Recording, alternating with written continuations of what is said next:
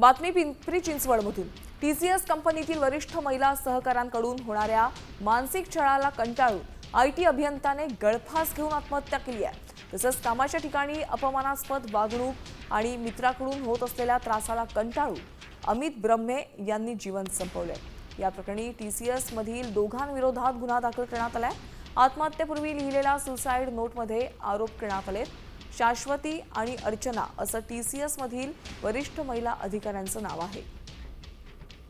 TCS कंपनीमध्ये काम करणारे एम्प्लॉई अमित अभय ब्रह्मे वय 48 वर्ष यांनी 2 जून रोजी सुसाईड केलेली आहे। टीसीएसमध्येच प्रोजेक्टमध्ये असणाऱ्या त्यांच्या सहकारी अर्चना आणि शाश्वती यांच्याबद्दल त्यांनी नमूद केलेलं आहे की त्या वेळोवेळी त्यांचा पाणउतारा करायच्या, त्यांना रागवायच्या, त्यांनी प्रोजेक्टमध्ये त्याची रेटिंग ही खराब देण्याची त्याला धमकी द्यायच्या। या प्रकरणामध्ये 9 तारखेला गुन्हा दाखल झालेला असून त्याचा तपास चालू आहे।